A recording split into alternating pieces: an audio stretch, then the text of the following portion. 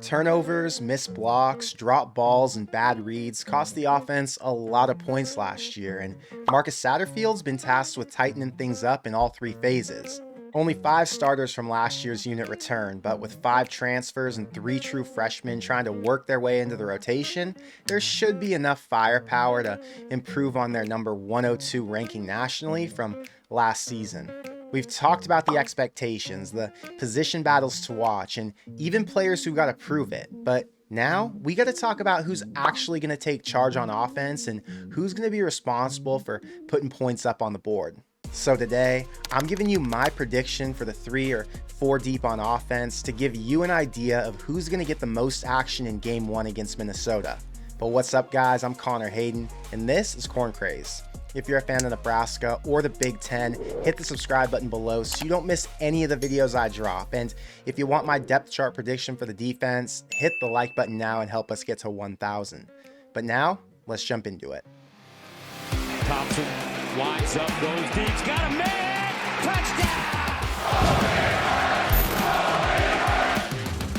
I was going to start this off by breaking down where South Carolina ranked on offense last season in pretty much every category. But then I realized that in Whipple's transition from Pitt to Lincoln, his offense's ranking the previous year meant absolutely nothing. Let's compare it just for fun. And again, this is Pitt 2021 versus Nebraska 2022. Total offense from 3rd to 102nd. Turnovers from 45th to 69th. First downs from 5th to 105th. And red zone scoring from 37th to 54th. And I'm only sharing this because so many South Carolina fans made comments about Satterfield not being very good for them. And this just proves that it doesn't matter. Every situation is different. Every school, head coach, schedule, or any other variable you can name. We won't know anything about Satterfield as a Big Ten coach until he actually coaches a few games in the Big Ten. Now let's talk about the roster. Technically, we're only going to see 6 returning starters from last year's unit make the 2 deep for the Minnesota game, but you got to dig deeper. Betts, Prohaska, Irvin, Johnson, and Newely all started in 2021, and Jeff Sims, Ben Scott, and Billy Kemp were 3-year starters in the Pac-12 and the ACC. So in reality, this unit returns 14 guys who've started if you include the 3 at running back. The other day, I ranked every position group on the team, and the most experienced rooms with the most proven depth were, to nobody's surprise, at the top. On offense, it went running backs, QBs, O-line, receivers, and tight ends. And the issues for the last 2 are proven experience and depth. But there are still bodies to work with. So with all that said, let's start this off with the quarterbacks. Jeff Sims comes into 2023 completing 57% of his passes, throwing for almost 4,500 yards, and running for another 1,100 in his first 25 games. He was handpicked by Matt Rule to be the starter, and even if Casey would have stayed, I don't think there would have ever been a doubt that he'd win the job. If he limits turnovers, improves his accuracy slightly, and makes it through the year healthy, I'd bet we see him hit a 60 to 65% completion rate, somewhere close to 3,000 yards passing, and at least another 600 on the ground. And for comparison, when Adrian Martinez was a freshman, he threw for 2,600, ran for 629, and completed almost 65% of his throws. So this is 100% possible. Now, if all that does happen, don't be surprised to see him bolt for the NFL and get taken in the first 2 rounds. My guess is Chubba Purdy wins the backup spot, 1, because he's a better passer with more game experience than Heinrich, but 2, because he's a really good runner and he fits in this offense. As a passer, he regressed from his time playing at Florida State, but I'm pretty sure Whipple spent too much time with Casey and not enough time with anybody else. And in the 3rd spot, I've got Heinrich Haarberg. He's built like Sims, and he can probably run it better than Purdy, so I think we can expect to see some run packages for him early on in games against Louisiana Tech or Northern Illinois. And if he's effective then, maybe Satterfield finds ways to incorporate him into the offense more to take pressure off Sims in second and short scenarios. At running back, I'm rolling with Anthony Grant as the starter and Gabe Ervin as the number 2. I'm guessing they try to use these guys in separate packages based on their skill sets, so maybe Grant from shotgun and Gabe Ervin in power sets with the QB under center. And I'm going with Grant to get the first carry because we've seen him do it before. He's made the big play, he's shown that he can hit, and we learned early on last season that he's got breakaway speed. I think Rule loves Gabe Ervin's character, his toughness, and that he's built like a Big Ten back. So no matter who gets the start against Minnesota, I think that competition could go on until one of them separates themselves during the season. Number 3 is Ramir Johnson, who's been effective as a pass catcher and should be used more than he was last year now that A.J. Allen's gone. I said before that I think we'll see him situationally, but even if he only gets the bare minimum, that should mean he plays in 7 or 8 games. And in that 4th slot is Emmett Johnson, who is the number 1 player in Minnesota coming out of high school. We haven't seen him play yet, but if the coaches see a future for him in the offense, then he's going to get some reps early on just to get his feet wet. My number 1 tight end, obviously, is Thomas Fidone. He wants to be great, he's been training to be great, and he's got the size and the skill to get there. Even if he was a flop and somebody else became the top target at tight end, it's almost a sure thing that he wins that starting spot for week 1. The top 2 tight ends at South Carolina combined for 43 catches last year, which averages out to about 3 per game, but I won't be surprised if we see Sims look his way 2 or 3 times as often. Nate Borkacher is the only tight end on the roster who's played, so he's my automatic number 2, but he's shown that he's better than what he projected to be when he came in as a walk-on. And the number 3 for now is Eric Gilbert. The dream scenario is that he gets his waiver, finds the spark he's been missing the last couple years, and becomes an every down weapon to pair up with Fidone. But until we see the evidence, I'm not going to hype it up. My number 1 left tackle is Teddy Prohaska, who some people in the comments doubt, saying that 6'9" is too tall to be an effective football player. I think he's got to be comfortable on his weak knee by now, and the hope with giving him that tackle spot is that he can match his play from his good games back in 2021. And Rule did confirm at media days that he was ready to go next week for fall camp. I guess Corcoran in that situation ends up the number 2 since he's played there already, but if Teddy doesn't live up to expectations, they can just swap roles. And in the 3rd spot, I've got Utah transfer Tyler Knack, solely because he's had a year to develop that other incoming freshmen haven't yet.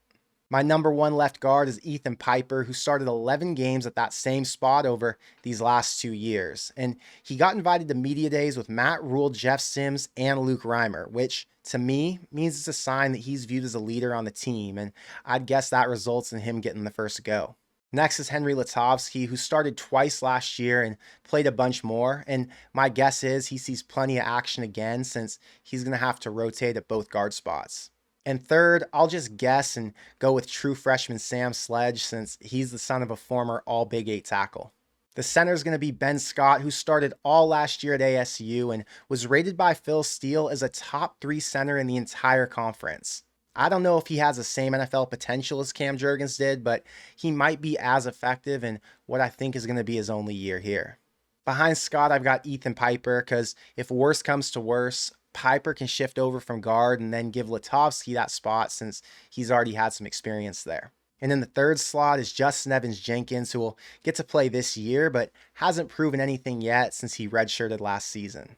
At right guard, Nuruddin Nuili returns from suspension, and if you remember, he was actually the best lineman after Cam Jurgens back in 2021. He had an entire year to train, build muscle, and save himself from any major injuries, so hopefully the time away pays off. Behind him, we've got Latovsky again, who can rotate at both sides, and 3rd again, Sam Sledge. The obvious pick here is Bryce Benhart, who's been the starting right tackle for 3 seasons now. Rule loves his potential. I've seen him listed on multiple sites as a potential all Big Ten tackle, and I guess I'm just hoping that Raiola gets him on track to live up to it. And after 28 starts, I'm hoping the experience alone means that he's going to be one of the top 3 guys on the line. Number 2 again is Turner Corcoran, and on this side, I'm going to go with true freshman Gunnar Gatula as the number 3. He started the last 3 years at Lincoln Southeast and was first team All Nebraska last year, so hopefully he can get broken in early. At everybody's favorite position, I think we're going to see 2 guys fight to be the go-to, and that's Janiran Bonner and Luke Lindenmeyer. Janiran started in the spring game since Luke had to sit out, but they bring different skill sets. Bonner's the former receiver, faster, more athletic, probably the better ball handler, but maybe Luke's a better lead blocker. But since I'm not doing any ors, I'm going to put Bonner as the number 1 for now since he's the one who got the snaps in the spring game. And number 3 is Barrett Liebentritt, who transferred in from Notre Dame after playing on their kick return unit last year. If the goal is to run the ball, I think Bonner's a great fit. But if Satterfield wants to have big bodies in there that can lead block, then we won't know much more until they start hitting in camp. In the slot, the number one's going to be Billy Kemp, who had back-to-back 600 and 700-yard seasons at Virginia and projects to be the go-to guy in the pass game. He's played in the backfield and he's taken sweeps, kind of like we've seen Betts do in the past, but since we're limited on depth here, my guess is they're just going to limit him to running routes. Behind him is Josh Fleeks, who transferred in from Baylor and played for Rule in 2018 and 2019. He had a total of 39 catches in those 2 seasons, and my guess is because they're limited on proven experience, he's going to get more playing time here. And third, I'll go with true freshman Jaden Doss, who started all 4 years in high school and was ranked as a top 15 recruit in Missouri.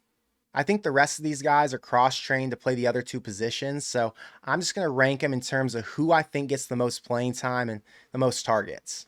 First is Marcus Washington, who caught 31 passes for almost 500 yards last season, and he's had the most proven career of this group so far. Second, Xavier Betts, who played in 18 games and had 32 catches for 417 yards before taking last year off. And I've got him in front of IGC because Sims said that he might be the fastest player on the entire team, and we know how much Rule loves his speed.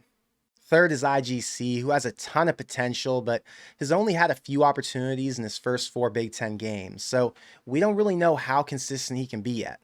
And last is true freshman Malachi Coleman. He's built like a college receiver already. He has the natural talent, and he's going to have to be on the field at some point since there's not much left behind him.